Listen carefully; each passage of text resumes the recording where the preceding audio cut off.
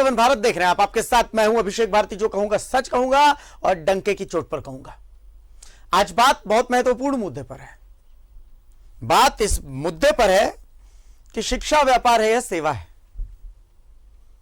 भाई इस पर चर्चा तो बहुत समय से होती आ रही है, तो आज चर्चा क्यों हो रही है यह हम आपको बताएंगे। लेकिन सवाल यह उठ रहा है कि क्या हमारे पास ऑप्शन है। मैं जब आ रहा था आज ऑफिस तो मुझे किसी ने कहा कि देखिए, अस्पताल और स्कूल इन दोनों का आप कितना भी कुछ कर ले नहीं कुछ कर सकते। ये सिस्टम जैसा चला आ रहा है बस वैसा ही चला आएगा, आप कितना भी चिल्ला लें ये सिस्टम चेंज नहीं होने वाला है। क्या ये सच है? क्या इस सिस्टम के सामने सब लोग बौने हैं? आज बात इसी की होगी, या चर्चा इसी पर होगी और डंके की चोट पर होगी।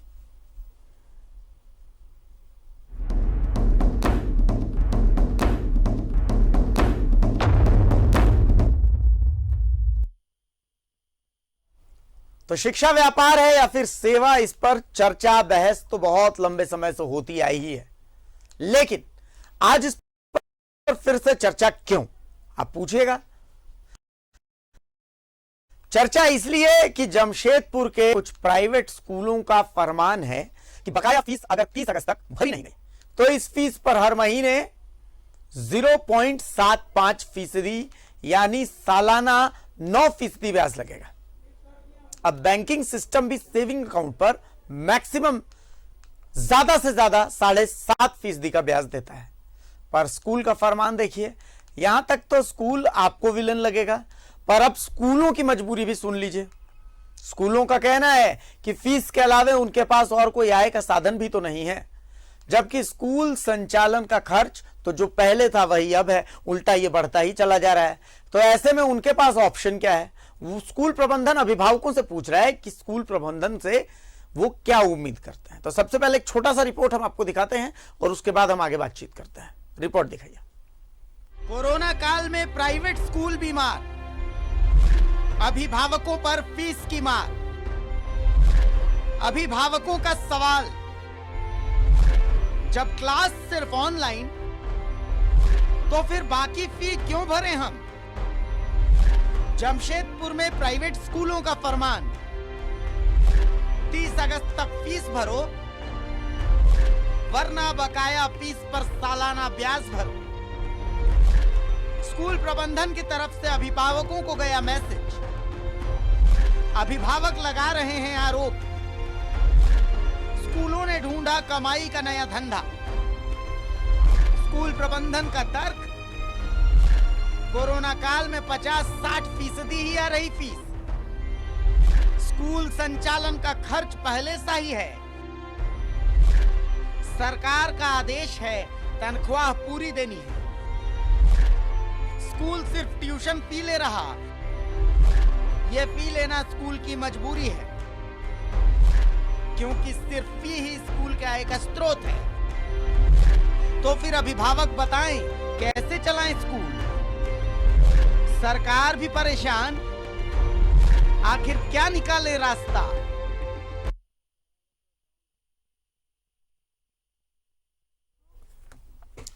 तो अब समझिए कि मेरे हाथ में वो नोटिस है।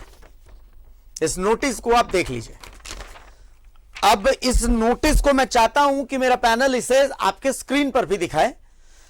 आप स्क्रीन पर उसे देखिएगा कि ये नोटिस जो है, इससे स्कूल प्रबंधन की तरफ से बाकायदा आप देखिए, स्कूल एडमिन की तरफ से ये अलर्ट है। अब इसमें लिखा क्या हुआ मैं आपको पढ़ के बता देता हूं। Dear parents, for over 16 months we have been charging only tuition fees. While the academic side is fully functional with online classes, assignments and examinations, a large number of parents are in default for payment of tuition fees. The school has to incur all expenses like salary, payment, power, maintenance, etc. And we have often expressed the problems incurred due to delayed fee payments. Therefore, it has been decided that parents will be allowed time up to 31st August 2021 to clear all outstanding payments. Thereafter, interest for that delayed payment will be charged at the rate of 9% per annum, that is 0.75% per month for the outstanding amount each month. अब इस notice के मायने क्या है? Notice के मायने ये हैं कि भाई स्कूल की तरफ से बाकायदा ये अलर्ट है। अलर्ट ये कहता है कि भाई अगर आपने फीस जमा नहीं की है तो 31 अगस्त तक जमा कर दीजिए, वरना इसके आगे जो है वो आपको चार्ज किया जाएगा, जो बकाया फीस है उस पर 9% सालाना के दर से ब्याज, यानी फीस तो आप देंगे साथ ही आप ब्याज देंगे। तो भाई इसी पर चर्चा के लिए अब हम आपको सीधे लिए चलते हैं जमशेदपुर।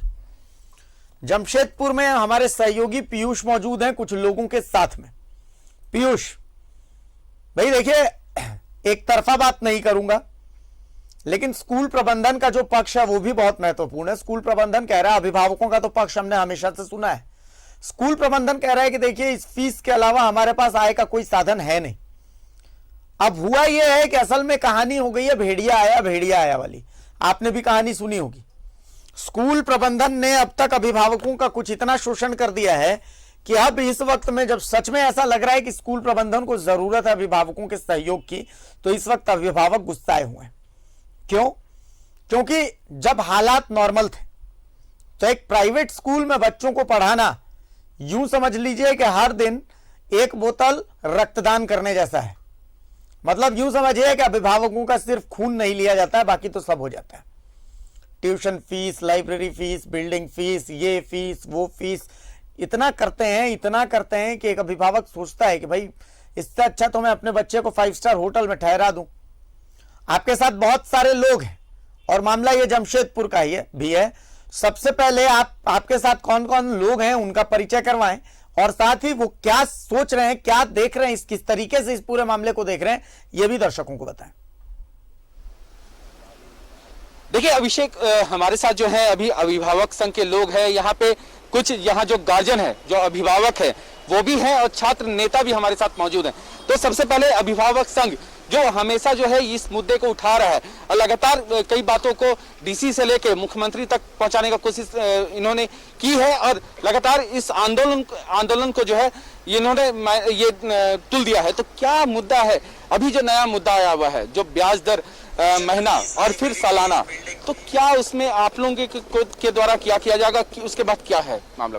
देखिए, जो पूर्व में जमशेदपुर अभिभावक संघ इस मुद्दे को उठाता रहा है कि स्कूल शिक्षा का मंदिर नहीं एक दुकान बन गया करा गया है, लेकिन अब स्कूल प्रबंधन इसको नकारते रहे। लेकिन आज जिस तरह से बातें सामने आई है, स्कूल प्रबंधन का कहना है कि बकाया फीस जो 30 अगस्त तक अभिभावक जमा नहीं करेंगे उनको सालाना 9% यानी हर महीने 0.75% का जो ब्याज देना पड़ेगा।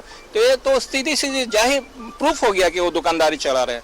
और अगर ऐसी बात सामने आएगी, किसी अभिभावक से इस तरह की बात किया जाएगा, तो इस पर जमशेदपुर अभिभावक संघ चुप नहीं रहेगा, बड़ी बृहद स्तर पर आंदोलन करेगा और मजबूर कर देगा स्कूलों को कि इस तरह की बातों को से पीछे हटने के लिए। सबसे बड़ी बात है कि स्कूल प्रबंधन पूर्व में जो राज्य सरकार स्कूली शिक्षा माध्यमिक शिक्षा मंत्रालय का जो आदेश है कि लेट फाइन नहीं लेना है, यह समझ में आता है कि यह उसका दूसरा रूप है कि वह ब्याज दर के हिसाब से लेट फाइन वसूल रहा है। आपके पास कुछ डॉक्यूमेंट भी आपके हाथों में देख रहे हैं, क्या है पूरा डॉक्यूमेंट और किसमें क्या क्या मुद्दा है यहाँ पे? देखिए, राज्य सरकार ने कोरोना काल में झारखंड सरकार ने ये आदेश दिए थे, अपने स्कूली शिक्षा माध्यमिक शिक्षा मंत्रालय द्वारा आदेश जारी किए कि उसकी कंडिका 6 में यह प्रावधान है कि किसी भी हालत में जब तक स्कूल का सुचारू रूप से संचालन शुरू नहीं हो जाता है तब तक कोई लेट फाइन नहीं लेना है।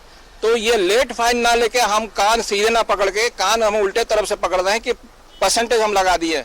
परसेंटेज की बात तो अभी तक कहीं नहीं है, न किसी एक्ट में है न किसी प्रावधान के तहत ये बात सामने आती है। फिर स्कूल प्रबंधन नए अपने बातों को कैसे सामने लाता है और अभिभावकों को थोपने की कोशिश करता है।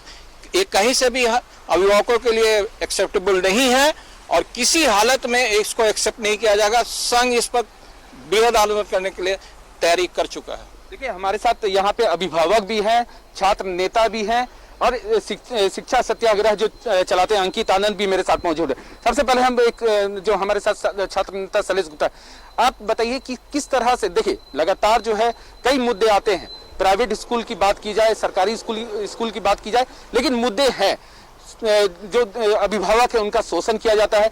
तो आप लोगों ने कई बार आंदोलन किया है, तो क्या आंदोलन का रूपरेखा होगा और जिस तरह से अभी जो बातें आ रही हैं सामने वो क्या होगी? जी, सबसे पहले तो मैं ये स्कूल की जो आज स्थिति, स्कूल प्रबंधन की जो बिजनेस की जो कैटेगरी आजकल जो चालू हो चुकी है, ये स्कूल प्रबंधक ये जो अपने खेल खेल रही है, इसको खेलना बंद करें। और आज इस विगत 2 साल से कोरोना काल की जो स्थिति बनी हुई है, और ऐसे स्थिति में पूरा जमशेदपुर नहीं, पूरा झारखंड नहीं, पूरा देश जूझ रहा है। और ऐसी स्थिति में या सामने आना कि आप अगर 30 तारीख तक अगर फीस नहीं जमा करते हैं तो आपको 0.75% ब्याज लगेगा, तो ये अभिभावक को सरासर फांसी की सजा देने के बराबर है। तो मैं तो बोलता हूं कि झारखंड सरकार से और हमारे शिक्षा मंत्री से और स्कूल प्रबंधकों से कि आप खुले बाजार में, खुले साक्षी के गोलचक्कर में आप उसे फांसी दे दें, तभी आपकी स्थिति जो आज आज आप जान रहे होंगे, आज हमारे पूर्वी सिंहभूम के पोटका में करीब 65 लोग से अधिक या 65 लोग आज भी प्राइवेट स्कूल छोड़कर सरकारी स्कूल में जाने को तैयार हो गए हैं। आज स्थिति क्या है? जनता परेशान है, लोग हमारे स्कूल प्रबंधक बिजनेस अपने जो सरासर बिजनेस चलाने में लगे हुए हैं। लोग कोरोना काल से आज कई माँ के लाल गुजर गए, कई पिता का बेटा गुजर गया, कई पत्नी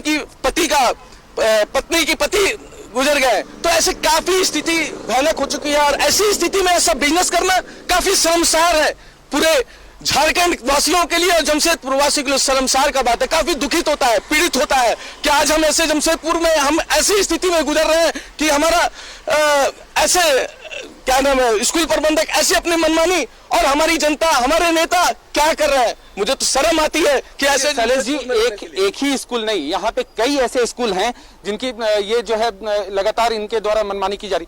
आप भी गार्जियन हैं अप्पू जी, ठीक है, आपके भी बच्चे हैं, पढ़ते होंगे, स्कूल में पढ़ ही रहे हैं लगातार, तो आपके द्वारा यानी आपको भी स्कूल प्रबंधक द्वारा जो है आपको बोला जाता होगा कि इस तरह से फीस देना है, क्या देना है, क्या नहीं, तो आप अपने दर्द को किस तरह से बयान कीजिएगा? क्या है पूरा मुद्दा, ये बताइए। देखिए, झारखंड सरकार का कोई मानक नहीं बचा है। उसका किसी भी, चाहे शिक्षा हो, स्वास्थ्य हो, रोजगार हो, ये हर मामले में विफल रहा है। उसका कोई भी एक मानक तैयार नहीं है।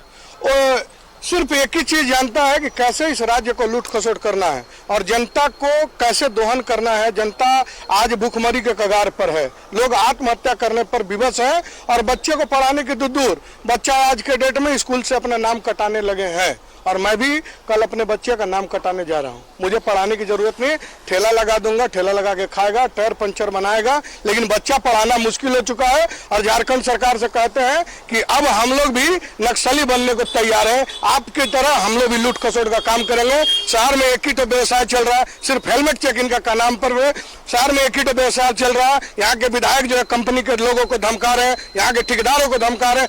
एक ही तो व्यवसाय चल रहा है, लूट खसोट, डराइए धमकाइए और अपना माल कमाइए। देखिए सरकार, देखिए आप सरकार की बात कर रहे हैं, लेकिन ये सरकार का मुद्दा नहीं है। सरकार का मुद्दा है, लेकिन उसमें ये है कि निजी स्कूलों की बात है, वो मनमानी कर रही है।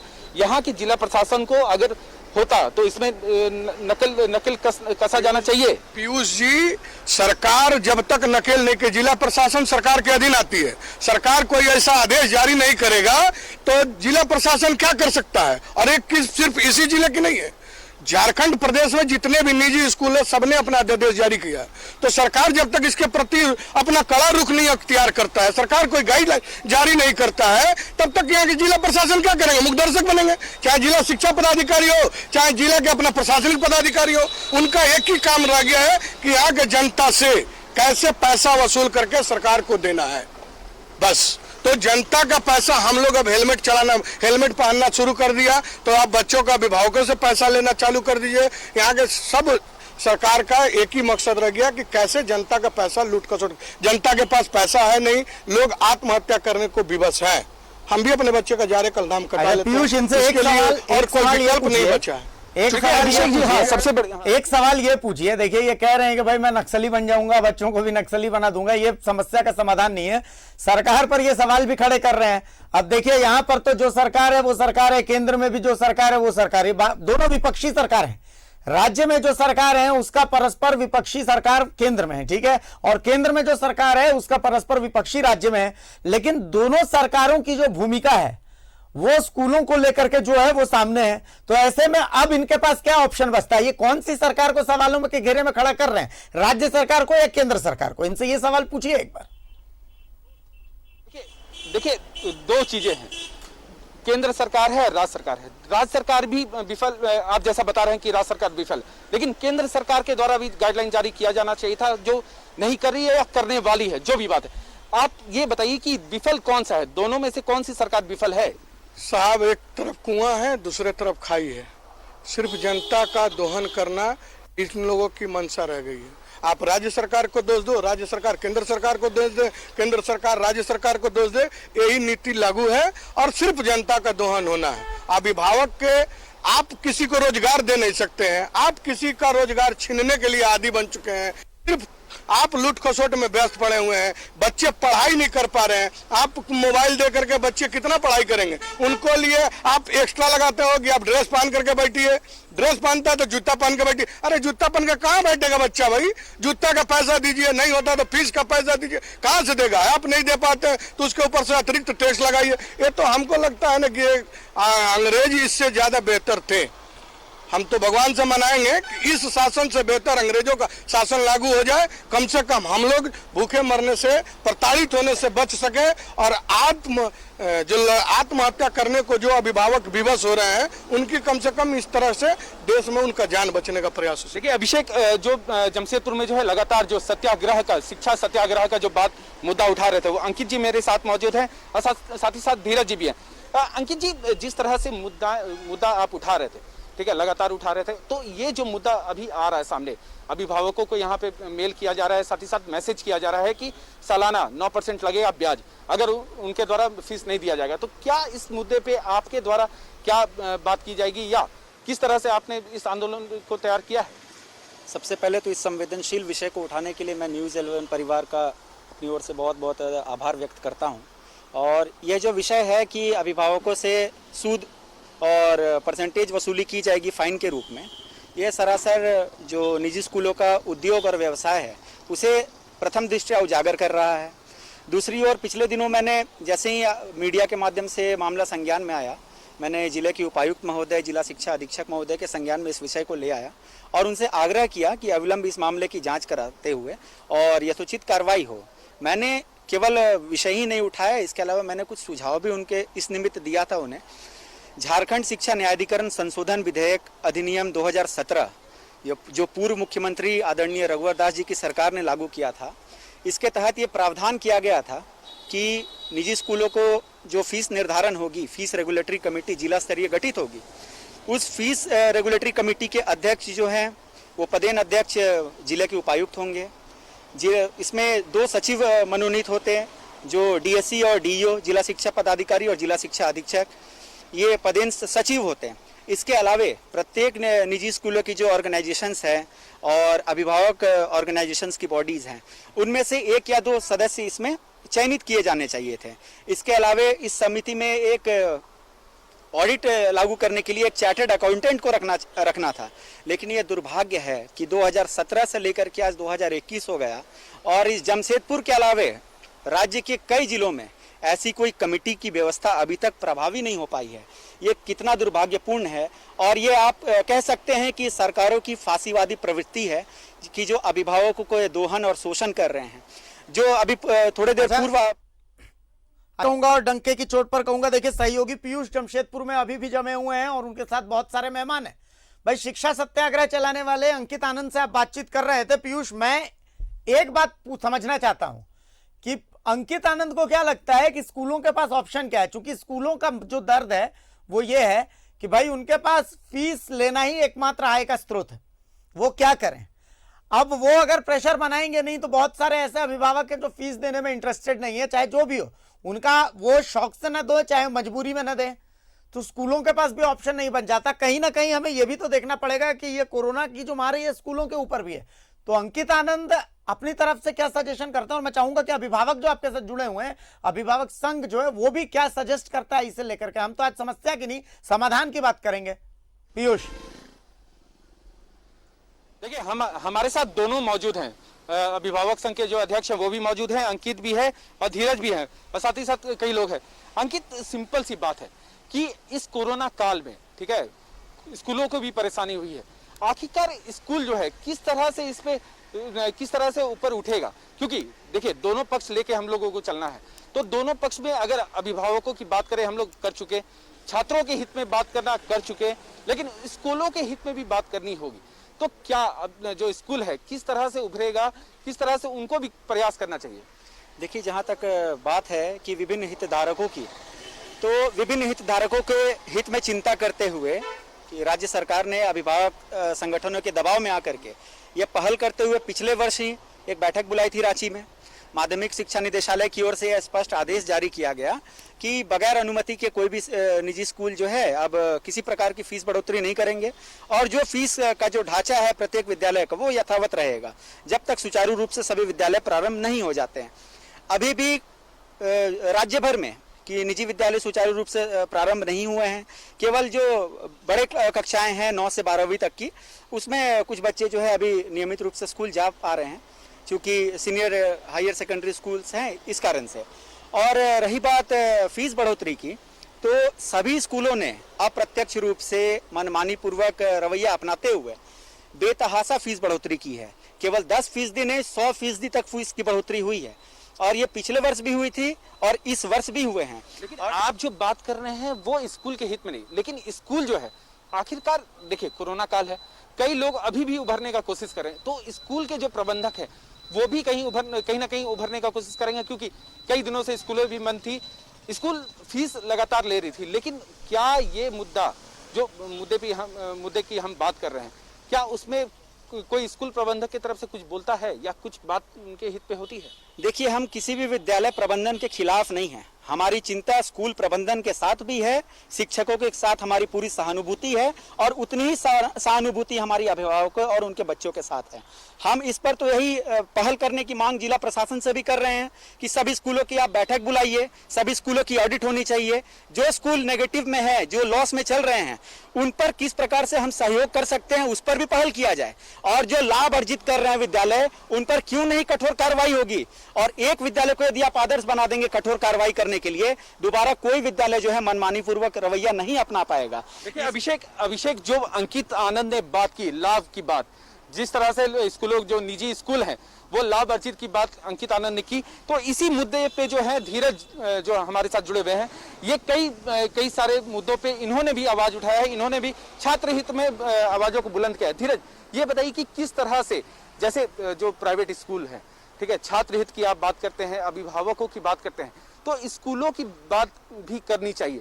स्कूलों को भी दिक्कत होता है या दिक्कतों की परेशानी उनको भी होती है, तो क्या लगता है कि कहीं ना कहीं उनको भी कुछ ना कुछ परेशानी होती होगी?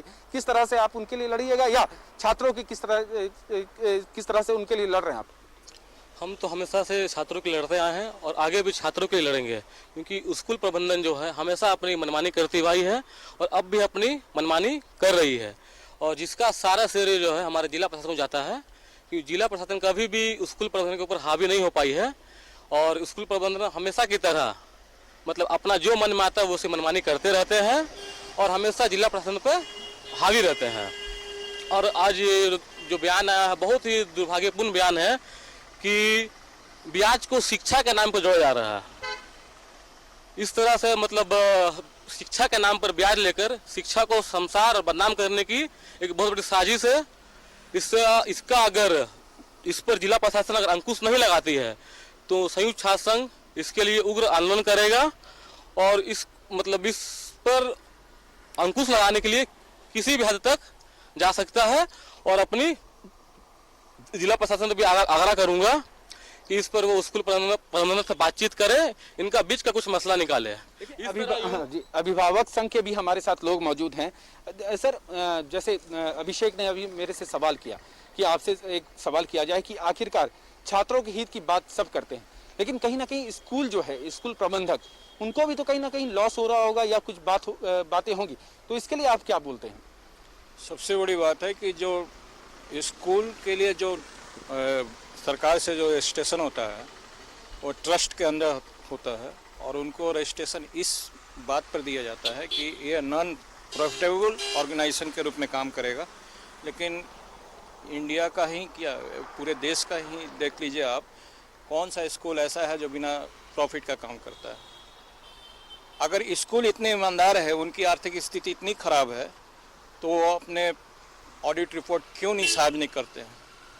हम लोगों ने बार बार मांग की है कि हर साल स्कूल अपने ऑडिट रिपोर्ट को सार्वजनिक करे, लेकिन स्कूल कहीं ना कहीं से भागता रहा है। ये साफ जाहिर होता है कि इनका जो प्रॉफिट का पैसा है कहीं दूसरी जगह लगता है, और ये घरियाली आंसू रो रहे हैं कि इनको जो है नुकसान हो रहा है। कहीं से भी नुकसान नहीं है। अभिभावक डेफिसिट में जा रहे हैं। कोरोना काल में उनकी नौकरी चले गई, उनकी हित की बात कौन करेगा? मैं स्कूल के हित की बात नहीं कर रहा हूँ। अगर स्कूल अगर कहता है, स्कूल प्रबंधन में जमशेदपुर के सभी स्कूलों को चैलेंज करता हूँ कि वो अपना ऑडिट रिपोर्ट सार्वजनिक करे और दिखाए कि कहाँ वो डेफिसिट में।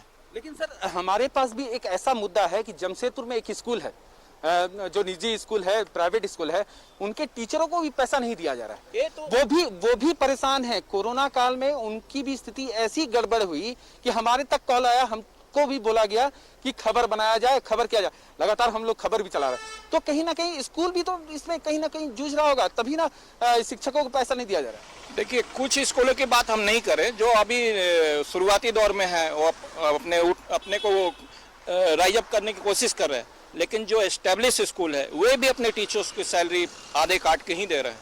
उनकी क्या ऐसी परेशानी हो गई कि वो टीचर्स की सैलरी नहीं दे पा रहे? मैक्सिमम की स्थिति अच्छी है जमशेदपुर में। 80 से 90 स्कूल जो मैक्सिमम जो रेप्यूटेड स्कूल है, मैं समझता हूँ किसी की स्थिति खराब नहीं है, सभी की स्थिति अच्छी है।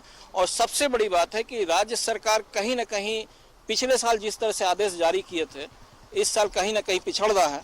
मैं समझता हूँ कि इस पर क्लियर कट गाइडलाइन होनी चाहिए पिछले साल की तरह, कि स्कूल पूर्व में जिस तरह से जो है, जब तक स्कूल का संचालन शुरू नहीं हो जाता तब तक वो ट्यूशन फी लेंगे।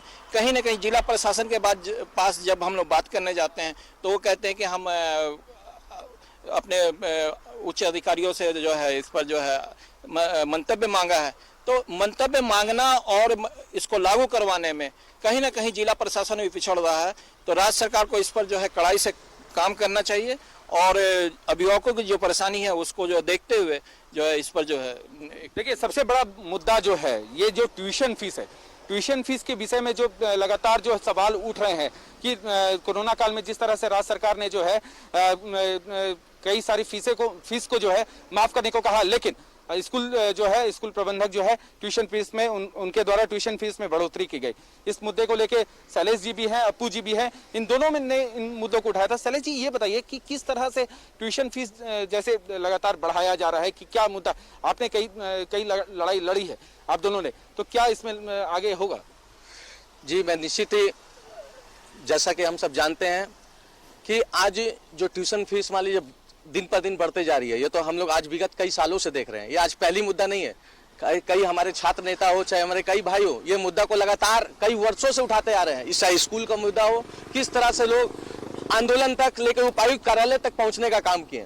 लेकिन आज स्थिति ये है कि आज हमारी झारखंड की सरकार और एक पुलिस प्रशासन, चाहे हमारे उपायुक्त महोदय हो, आज एक पूरी तरह से विफल हो चुकी है।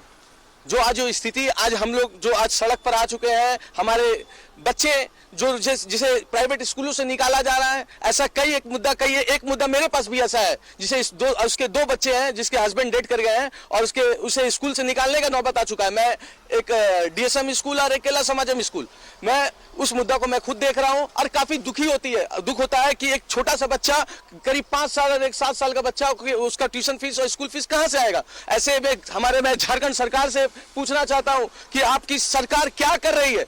आपकी सरकार क्या कर रही है कि वैसे बच्चा कोरोना काल से जिस तरह से घटित है। मैं स्कूल प्रबंधक के साथ हूं, मैं भी हूं और हमारे लोग भी हैं, लेकिन मैं ये नहीं बोलता, लेकिन हमारे झारखंड सरकार पूरी तरह से विफल हो चुकी है किसी भी मुद्दे को उठाने में, किसी भी समस्या को निदान करने के लिए।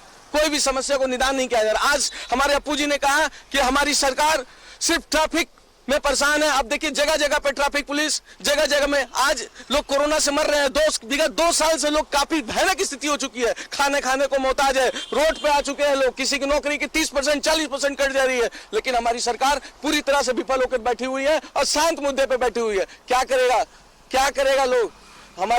पूछना चाहता हूं हमारे सरकार से कि आप इसको जल्द से निवारण कीजिए, नहीं तो हमारे अभिभावक रोड पर आकर आंदोलन करेंगे, सड़क पर आकर हमारे छात्र संघ के लोग आंदोलन जरूर करेंगे, उपायुक्त कार्यालय तक करेंगे। हमारे उपायुक्त कार्यालय से, उपायुक्त जी से महोदय से अनुरोध है कि इस संज्ञान को लेते हुए इस पर जरूर विचार विमर्श करें। अप्पू जी, आपने कुछ देर पहले कहा था कि आप अपने बच्चों को कल नाम कटवा देंगे।